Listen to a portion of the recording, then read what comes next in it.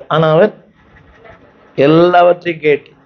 சொல்லுங்க, சபை என் வாழ்வில் என்னை எல்லாவற்றையும் கேட்டு எனக்கு நலமாக அளவோடு போட்டிருக்குது, நியாயம் செய்வாராக. சத்தமா சொல்லுங்க. உலகத்துல நியாயமே கிடையாது.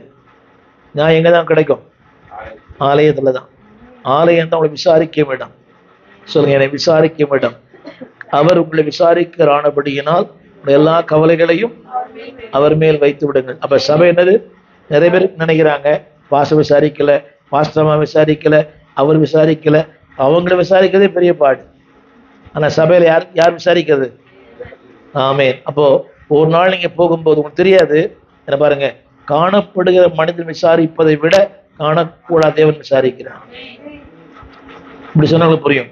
உங்களுடைய எல்லா கேள்விகளுக்கு பதில் கிடைக்கும், உங்களுடைய குழப்பங்களுக்கு பதில் கிடைக்கும், உங்களுடைய சந்தேகங்களுக்கு பதில் கிடைக்கும், உங்களுடைய மன அழுத்தங்களுக்கு பதில் கிடைக்கும். ஏன் தெரியுமா? தேவரீர் கேட்டு. கவனிங்க, நமக்கு சொன்னதான் புரியும், ஆண்டவர் மைண்ட் வாய்ஸே தெரியும்.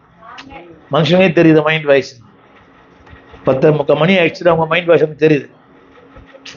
10:45 மணி ஆயிடுச்சுன்னா மைண்ட் வாய்ஸ் தெரியுது. அந்த மாதிரி உடனே பேக்கை மூடி வச்சு ஜிப்பெல்லாம் போட்டு என்ன பார்க்க, மணியை பார்க்க, என்ன பார்க்க. அப்போ எனக்கே மைண்ட் வாய்ஸ் தெரியும் போது கத்தருக்கு புது அவங்களுக்கு கவனிக்கிறாரு அவரு. சொல்லுங்க, கேட்டு எல்லாவற்றையும் சொல்ல கேட்டு. அடுத்து என்ன சொல்ல நம்புறேன்? 38ஆம் வசனம், 36ஆம் வசனம், 36. இல்லையே,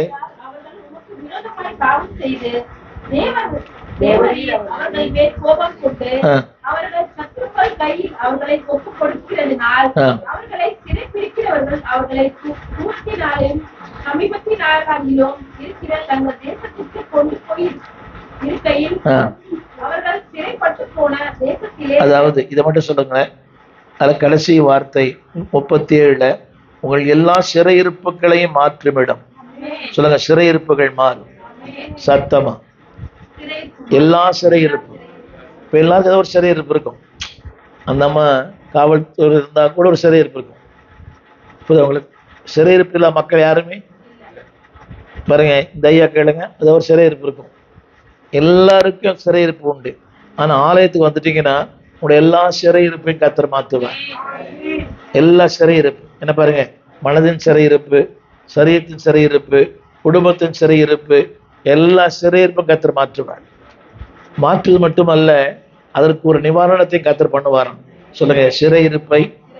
அதுக்கு 37ஆம் வசனம், 38ஆம் வசனம்.